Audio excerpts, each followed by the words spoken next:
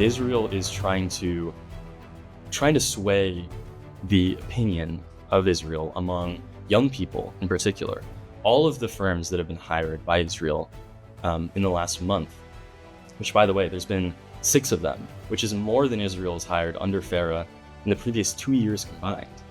And most of those firms have been hired in order to target Gen Z, in order to target the sector of the population that is broken most sharply in their support for Israel military action.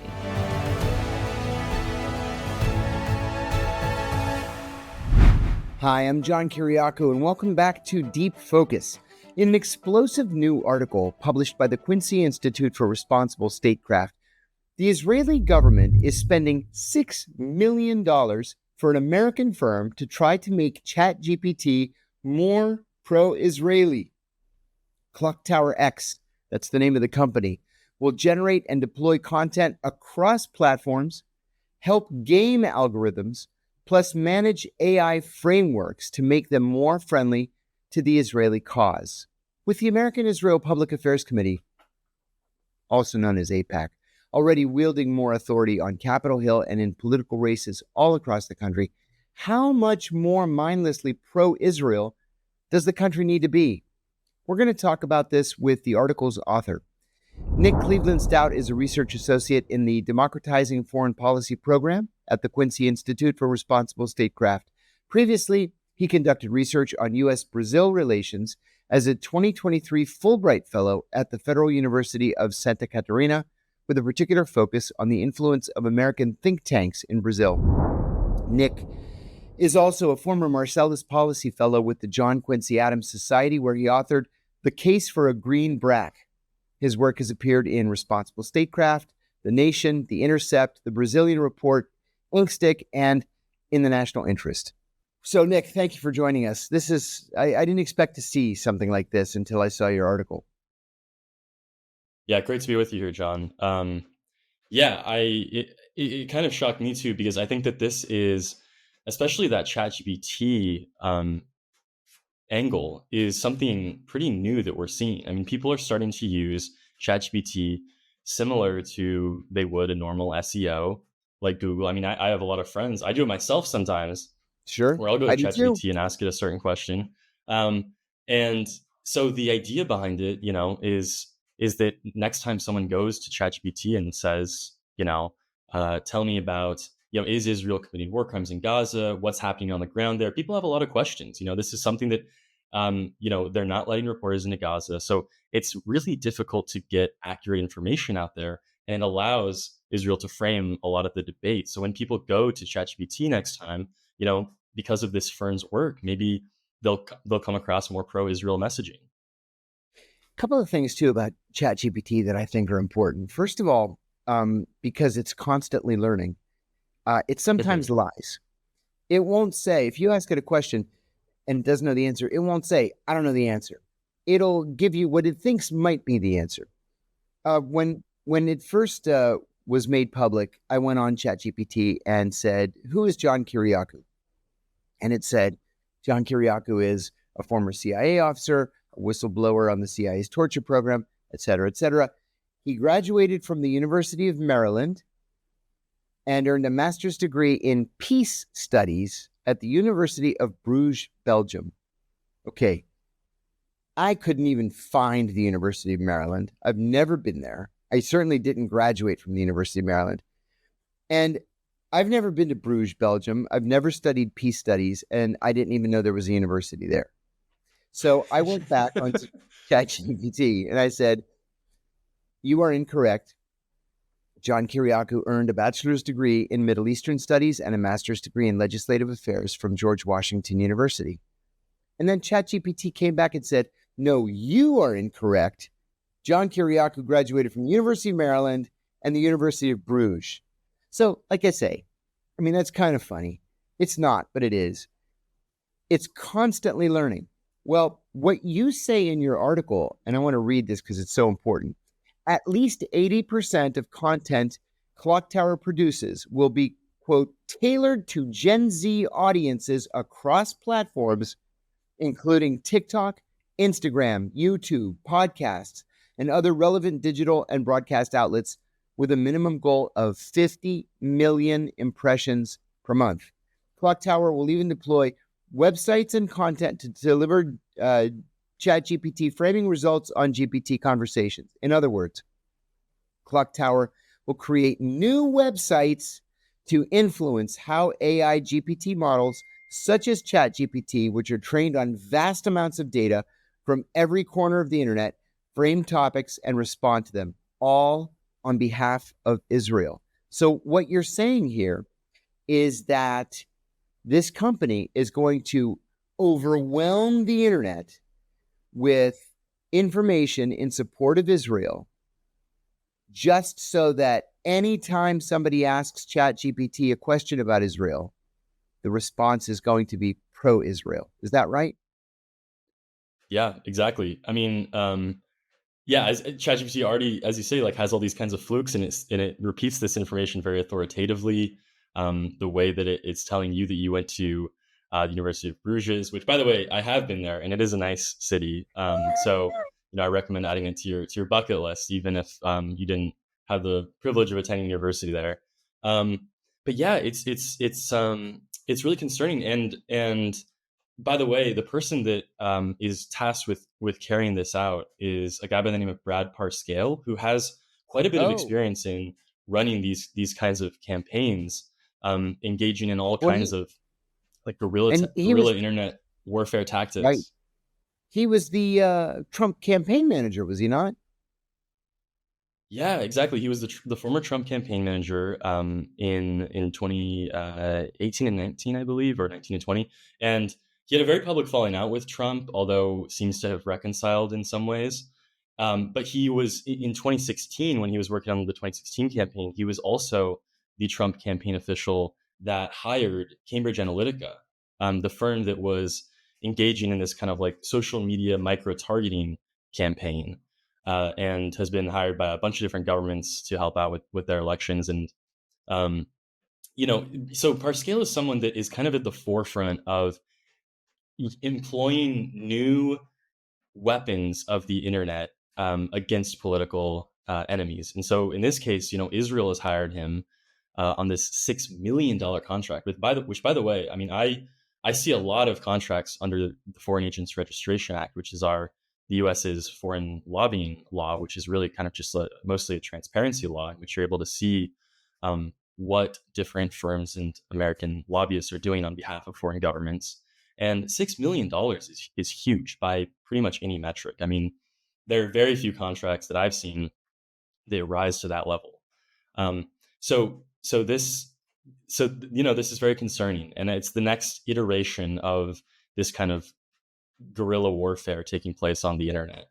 And so we'll see what comes of it. But yeah, there's all kinds of things in this contract. Like it's not just geared towards training ChatGPT. There's also this aspect of Parscale is also, he was appointed earlier this year um, to the to as an executive on the Salem Media Network, which is a conservative Christian organization that produces a lot of very well-known and influential podcasts, especially in conservative circles.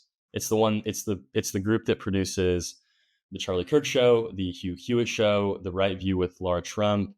A lot of podcasts that are pretty influential. A lot of radio shows, local radio shows. It's this huge conglomeration, and part of the contract actually that Parscale was hired under for Israel is for him to integrate pro-Israel messaging into this conservative media network. And so he's kind of wearing two hats at the same time. I mean, he's an executive at this media company, but he's also working on behalf of Israel. And he's not even really trying to hide the fact that those are two separate things. I want you to speculate for a minute too, as to what the end goal is. There was a poll that was released by the Washington Post on the 5th of October, where it said that for the very first time, a majority of American Jews believe that Israel is committing genocide in Gaza? Is the whole purpose of this to turn that around, to bring back the unquestioning pro-Israel sentiment of a majority of Americans? Is this short term? Is it long term? What are we looking at here? Yeah, for me, so that's a question that I've had too. And based on the pattern that we've been seeing in the new firms that are working on behalf of Israel, to me, the answer is actually pretty clear. That Israel is trying to sway the opinion of Israel among young people in particular. All of the firms that have been hired by Israel in the last month, which, by the way, there's been 6 of them, which is more than Israel has hired under FARA in the previous 2 years combined. And most of those firms have been hired in order to target Gen Z, in order to target the sector of the population that is broken most sharply in their support for Israel military action. There's all kinds of polling that's indicating that Israel is losing this support. I mean, there was a Gallup poll from, I think, July that found that only 9% of American adults between the ages of 18 and 34 supported Israel's military action in Gaza. And so they're clearly, instead of changing their action, instead of, realizing why these America's youth is breaking in support, which largely has to do with the atrocities that they're seeing with their own 2 eyes, instead of reconciling with that and changing their actions, they've decided to go all in on this strategy of trying to infiltrate social media in particular. I had another article that came out the day after I published this one about ChatGBT that noted that Israel is actually paying influencers, that they have, we see them, taking trips with influencers to Israel to meet with Bibi Netanyahu, all of these things. And we knew that a lot of that was funded by Israel. But, I found that the influencers are receiving checks themselves in order to post on behalf of Israel. And the invoice that I found, it actually was pretty detailed, and it shows how many posts these influencers are expected to make per month, and how much they're getting, all these things. And I broke it down, and I estimated that it's not really my estimate. It's really what's under FARA. That they're being paid somewhere in the ballpark of between $6,100 and $7,300 per post on social media platforms, presumably such as TikTok, Instagram, which is a ton of money. Oh, that's obviously a lot of money. Yeah, that's a great deal of money. Are you seeing any other countries doing this? I mean, there are a lot of countries, especially in the Middle East, with a lot of money. The Saudis, the Qataris, the Kuwaitis, the Emiratis. Are there any other countries that are seeking to influence public opinion in the United States among Gen Z? Definitely. I mean, not in that way currently that we know of, at least that I'm aware of. We did see about, I think this would have been 7 years ago now. Qatar did have a operation. This was also somewhat similar in that they were also paying influencers to post certain things, but a lot of it was targeted towards not attacking critics per se, but trying to present Qatar as a more moderate U.S. ally. So that's really the only parallel that I can think of. But what we're seeing here is a little bit without precedent, and especially some of the guerrilla warfare tactics that we're seeing, like the ChatGPT aspect, and the astronomical fees as well. I mean, I think that that $7,000 per post figure is so astronomical because, I mean, one, foreign countries they're a client that is expected to pay a premium already. I mean, if you look at what Exxon is paying, an American or some kind of what an American corporation is paying to lobby under the Lobbying Disclosure Act versus what any foreign government is paying under the Foreign Agents Registration Act, there tends to be a disparity there. Foreign governments tend to have to pay a premium because there is a certain reputational cost for firms that register to represent these governments. And then secondly, obviously, Israel is a very controversial country. I mean, this UN commission has said that it's committing genocide. So that's, I think, why that 7,000 figure is just so high. And I should also add another layer to this that I find somewhat concerning is that some of the firms that have registered under FARA are pretty much ghosts online. I mean, it's hard to find much information about who they are, what other work they do. I Interesting. mean, So we're not talking about yeah. the big established DC lobbying firms. No, absolutely not. No. So that's, yeah. I mean, there might be one or two like that are representing Israel, but a lot of them, like the one, Parscale's firm, and then this other firm that's paying influencers called Bridges Partners. They both were created in the last few months, I believe. And there's no website for them. There's no, last I checked, there's no LinkedIn page, no email, no press contact. So they're making it very difficult for people to contact them or for people to find information out about them. And so there's a lot of question marks, because usually when I'm writing about foreign lobbying, I'm able to go to the firm's website. I'm able to see, the bios of the people that are representing these people. But like the influencer contract, for example, I can't even confirm the identity of the people that are carrying that out, because there's no website with a bio or anything like that. How do the Israelis gauge success in something like this? Is it just by looking at public opinion polls after the fact? Probably. I think, yeah, I imagine so. I imagine that's certainly one metric of success. I mean, I think that, it's interesting that you noted in part in that ChatGPT firm's case, Clock Tower X, their metric of success that they're going for is impressions. 50 million impressions per month, which I think might sound like a lot to people that are kind of outside of, the social media space. But like, realistically, if you're spending $6 million and you're only expecting to get 50 million impressions per month, And that's kind of a low bar. that's not 50 million interactions. It's not 50 million people who click on the link to check it out. It's just impressions.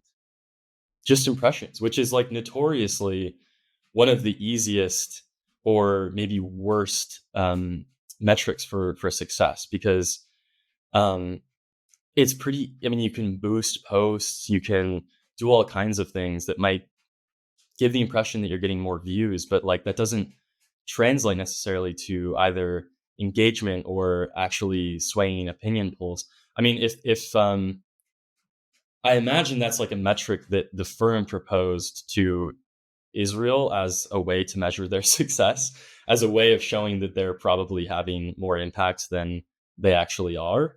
But yeah, if you're Bibi Netanyahu and you're worried about the threat of um, of Gen Z breaking in support for Israel, you're seeing these polls. Then yeah, your metric of success is not going to be impressions. It's going to be, okay, what's coming out of Gallup or whatever. We need to get that 9% number up. Is there any indication at all, or did you find any indication in the course of your research that perhaps the American taxpayer is ultimately paying for this service? I mean, in a way, people have pointed out online that it's sort of circular, right? Because we've Yeah. given Israel so much money over the course of the U.S.-Israel relationship. Then, I think what is the figure? Something like 250 billion over the last 80 years or so.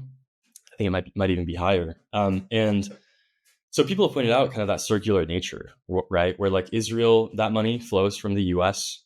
To Israel, and then Israel has this public diplomacy budget, which it then uses to try and influence how people view Israel. I think last year the budget was $140 million for public diplomacy, and that includes anything from this kind of work to financing trips, delegations to go to Israel, like different people that are prominent that might have a prominent voice on this topic.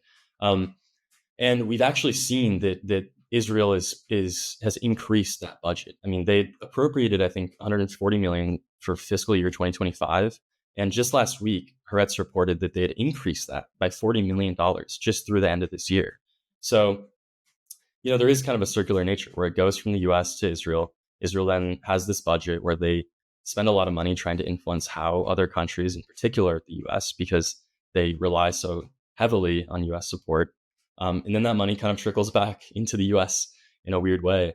And a lot of these firms, these kind of, again, ghost firms, sort of cash those checks.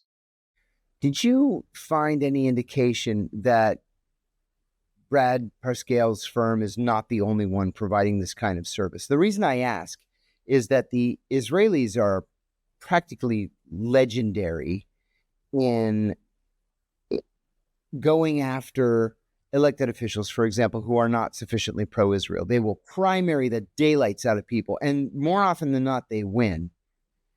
I'm wondering if it's not just this kind of quiet, behind-the-scenes, influencer-driven propaganda that we're seeing, that it's something tougher, something stronger, something more in your face. Was there any indication that it was something beyond just what this company is doing?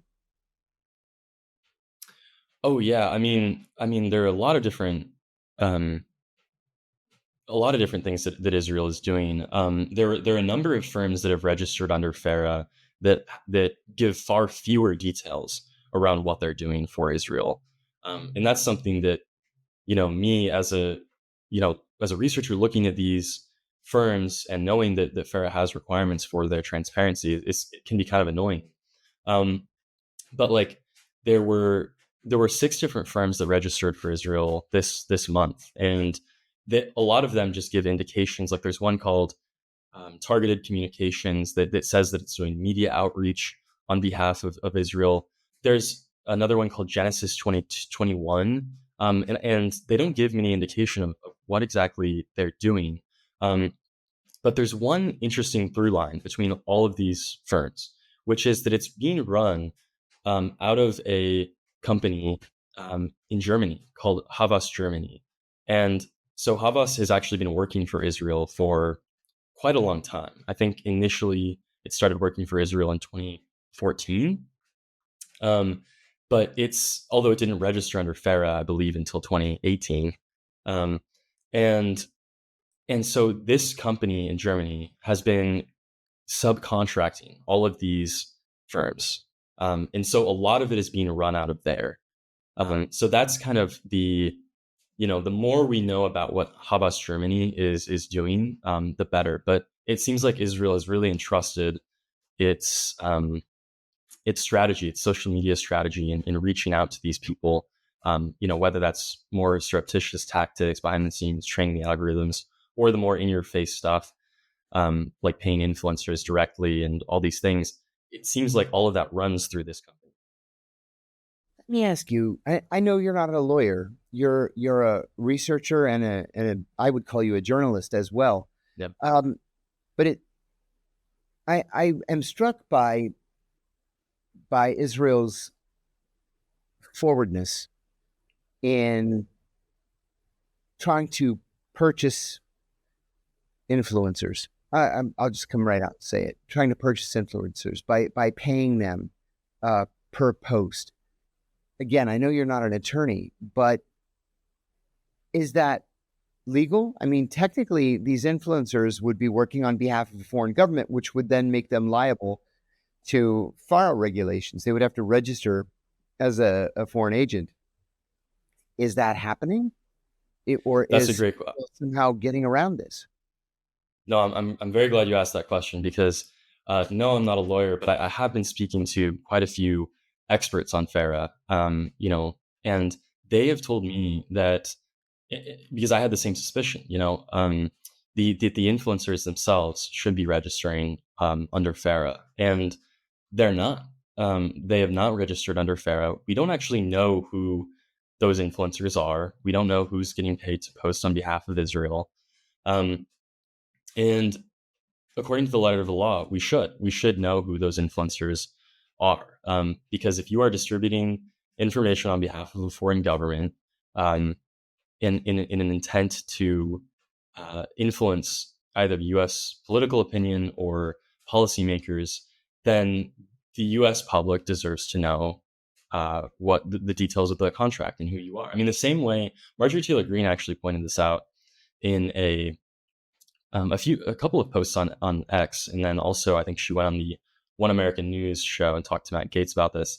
But she was pointing out that, like, we have these rules in place, and when you're scrolling through X, when you're scrolling through Instagram or TikTok, if an influencer is promoting a brand, they will usually make that clear. It'll usually say like hashtag brand deal. If you're seeing sponsored content on X, it'll mark it sponsored. And so we have these rules in place so that people can know that that is not just organic content that is appearing on their feed, that it's sponsored in some way by a corporation that has interests in promoting those materials. And FARA is a law that was created a very long time ago, in the 30s, and it's been updated very few times since then. But it does actually have guidance. I mean, when you register under FARA, then it gives you guidance on how you can comply with FARA, and it even gives you guidance on how to stay within the letter of the law when posting on social media. And it says that you should attach what's called a conspicuous statement, which is a statement that basically says this information is being distributed on behalf of X, Y, or Z. And so we actually see this, like when other registered foreign agents are posting on X. I had an article about this on Friday in which I brought up the example of Rod Blagojevich, the Right. former Illinois governor. He's currently a registered foreign agent of Republika Srpska, which is a political entity in Bosnia. And when he posts on X on behalf of Republika Srpska, he's very transparent about it. He follows the letter of the law, and he always says, whatever the content is, and then he'll follow it up by saying, by the way, this is a sponsored post by Republika Srpska, just FYI. And that expectation, there's that expectation for any registered foreign agent that's distributing content on behalf of a foreign government. So these influencers, not only should they be registering under FARA, but they should also be mentioning within the contents of their posts or on their profile themselves that they are producing this content, disseminating this content on behalf of Israel. I have to say, too, this is not a difficult process. It's specifically meant to be an easy process. Back in 2008, I won a small contract with the Abu Dhabi Chamber of Commerce, right? And it was to write 6 op-eds promoting American business in Abu Dhabi, American investment in Abu Dhabi. So I wrote these 6 articles and placed them in different newspapers or syndication services around the country. And I went onto the FARA website. It's FARA.gov. So it's not just hard in to case find. anyone's listening. Yeah. And I just went on and I said my name and my address and my phone number. I said that it was the contract was with the Abu Dhabi Chamber of Commerce. This is how much they paid me, and this is what I did for the pay. And you hit enter, and it's done. If you don't do that, the price can be very high. You probably remember a Russian woman by the name of Maria Butina. Maria Butina was a grad student at American University. She considered herself to be an exchange student, although whether or not she was, I think, is probably irrelevant. But anyway, she was the co-founder of the Russian version of the National Rifle Association. So she came to the United States to go to school, but then reached out to the NRA and other pro-Second Amendment organizations to try to sort of forge relationships between them. The Justice Department fell on her head like a ton of bricks. And they said, you're doing this on behalf of the Russian government. She argued that she wasn't. And they convicted her of not registering under FARA. So what the crime comes down to is that she failed to fill out an internet form, right? Now, the federal sentencing guidelines call for a sentence, and this is a felony, by the way. Almost everything's a felony for the federal government. But anyway, the federal sentencing guidelines call for a sentence of 0 to 6 months. She got 18 months, every day of which was in solitary confinement.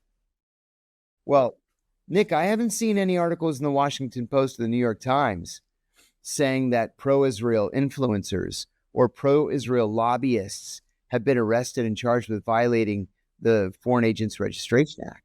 So what's up with that? I think a lot of it has to do with the double standard that exists. Another example out of Russia was last year. There were 2 RT employees that were indicted because there was this company called Tenant Media that was, a lot of people will be familiar with this case, but they were secretly paying influencers and they got indicted because of it. And the influencers say they had no idea the source of the money. And I almost see this case with the influencers being paid as sort of like the inverse of that, where it's like the influencers have to know, right? Because this is a case in which the contract is now public. And by the way, for FARA, there is a what's called a willfulness clause that they have to kind of knowingly violate FARA, that they have to know like the source of the money, for instance. And I think it would be hard for them not to know at this point because the contract is public. There's been quite a bit of buzz around them, around a cohort of influencers that are being paid by Israel. I should say I'm not a lawyer. I have, so I'm not sure. I'm just pontificating a little bit here, but yeah, I think a lot of it has to do with the double standard here. That in one case it's Russia, and in another case it's Israel. We've seen very few people, even especially elected officials, really want to talk about this. We saw Marjorie Taylor Greene come out with a public statement noting that the influencers should be marking their content as branded. But other than that, it's been very quiet from Capitol Hill on this. I want to ask you too about the reaction to your piece. People on both the left and the right read the Quincy Institute website every day. I check it constantly. It's a serious, research-driven news source. So what has the reaction been to this piece? The number one reaction has been, how do I get in on this cheddar? Like, yeah, no joke. Right? I mean, people are like, yeah, I hey, mean, free money. The Israelis are handing out free money. How do I get some? Exactly. $7,000 per post. I mean, people will say anything for that kind of money, right? Right. So that's been the number one. And I wish I could direct them to some kind of application process or something. And hey, if that firm had a website, maybe they would more easily be able to get in touch with them. So that's been the number one reaction. But the other reaction I would say is just like, I mean, people is just outrage. I mean, outrage over the fact that that this is happening, and in particular, we don't know who those influencers are.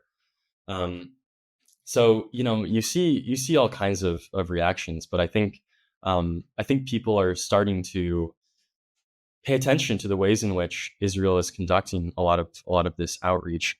And by the way, I'd like to just mention one other contract that Israel just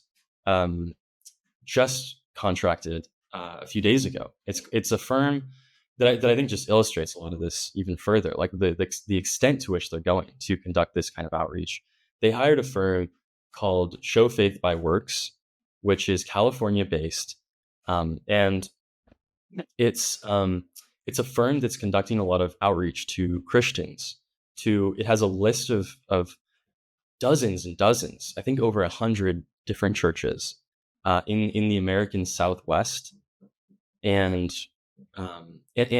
what it's doing is that it's geofencing all of those churches to put targeted, which by the way, geofencing is it's what it is. It basically isolates different locations geographically so that if you enter a particular area, you could be targeted with certain ads. It's the same thing that, like, if you walk by like an AT&T store, or you're within a mile of an AT&T store, you might see more AT&T ads. And this firm was hired on a $4 million contract to geofence major churches with pro-Israel ads, with pro-Israel content. So if you are, and they're going to be tracing the attendees of these churches. So a lot of churchgoers, and they're mostly evangelical churches, are now being tracked by Israel and going to be inundated with pro-Israel content. And I mean, the whole thing is kind of wild. Another aspect of that contract is there's going to be a like pop-up called the October 7th Experience, in which people get to hear the stories of IDF soldiers and talk about how hard it is for them to go after, and this is a direct quote, quote unquote, bad guys in conflict zones, and really just hear like a very pro-Israel perspective at a lot of these churches.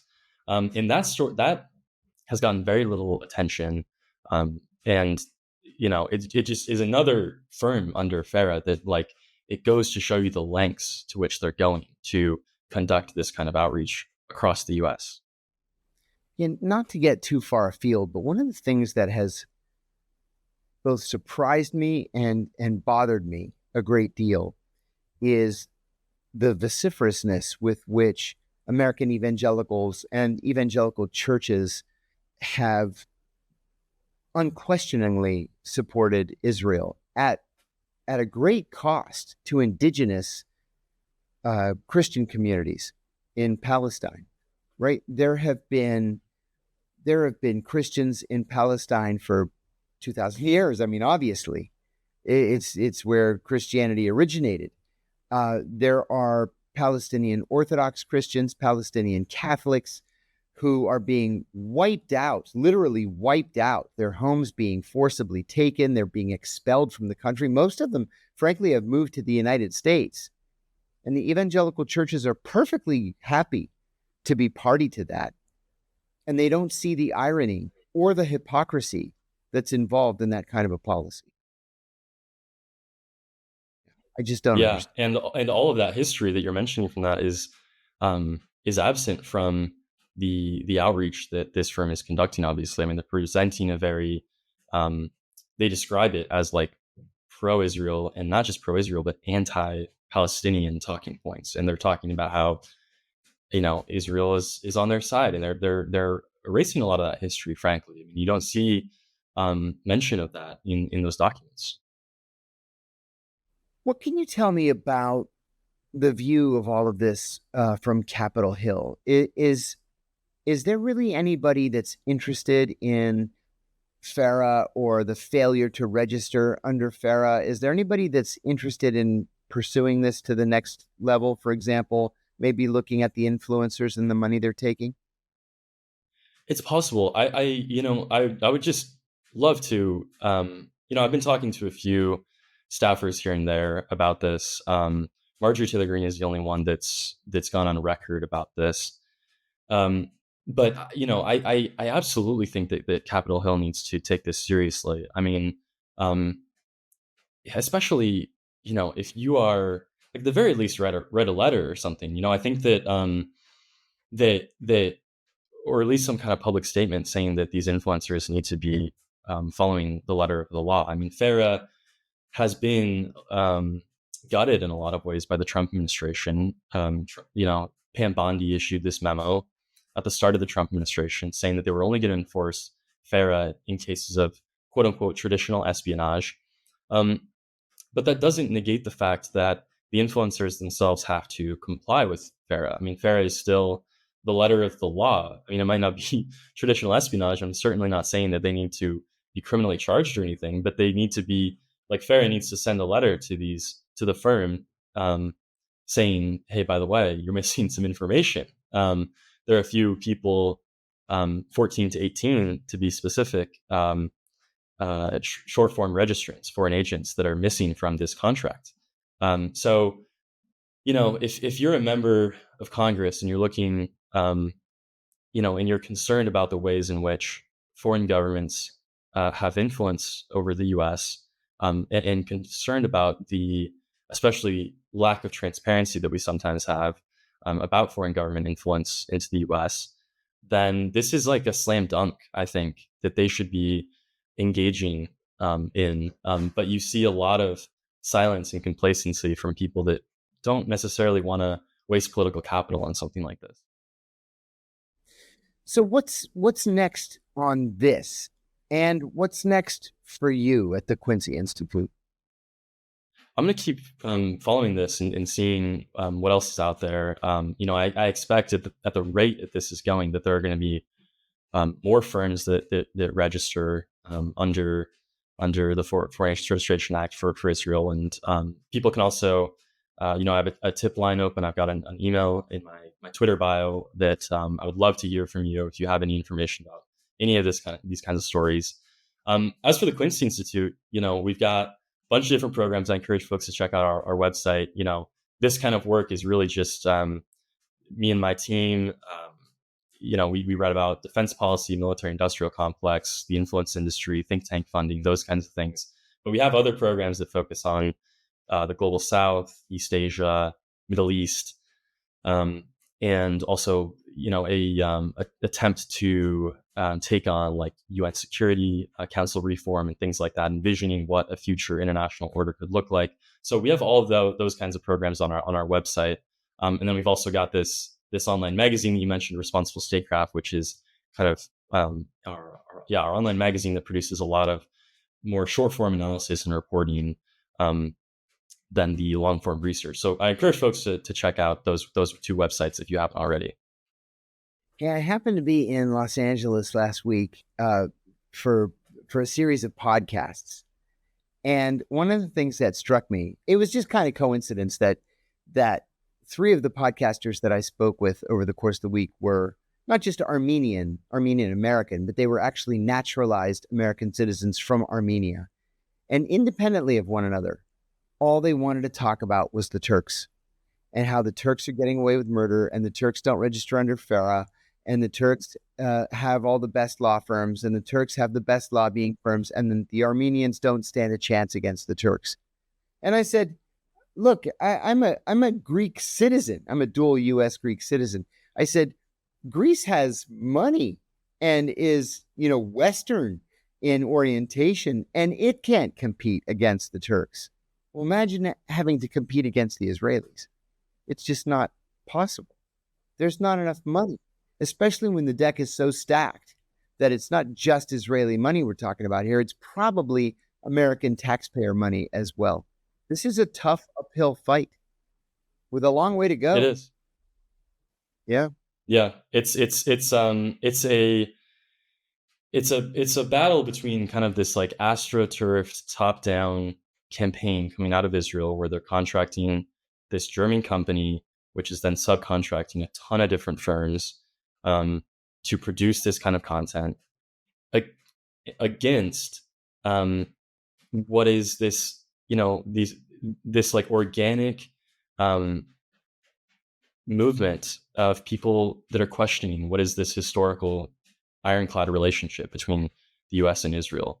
And that's not to say, of course, there are people that are very pro-Israel and have these kinds of views and deny that, starvation is taking place, that believe that the Gaza Humanitarian Foundation is doing a good job, all these things, that those people exist very naturally in the U.S. as well, of course. But yeah, it especially when you don't know which influencers are being paid or who is being targeted by this, it becomes very difficult to discern, what's organic and what's not. And I think that's a difficulty in following this in trying to parse out, what's organic and what's not. And that's the rub right there. That's the very reason why the FARA statute was written in the first place, was transparency. And we're just not getting it. Yeah.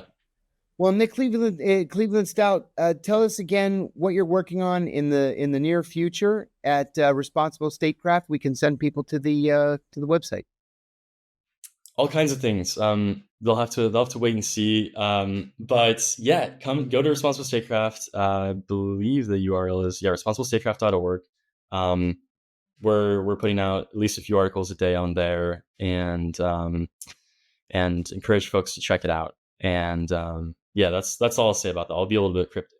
Yeah, that's okay. Okay, Nick Cleveland-Stout is a research associate in the Democratizing Foreign Policy program at the Quincy Institute for Responsible Statecraft. Previously, he conducted research on U.S.-Brazil relations as a 2023 Fulbright Fellow at the Federal University of Santa Catarina, with a particular focus on the influence of American think tanks in Brazil. He's been published in, of course, Responsible Statecraft, The Nation, The Intercept, The Brazilian Report, Inkstick, and The National Interest. And please, folks, do me the personal favor. If you like the conversation or other conversations that we've had, please take just a second to subscribe, share, like, tell your friends, leave a comment, whatever makes you happy. So, Nick, thanks for being with us. Ladies and gentlemen, thanks for being with us. We'll see you next time.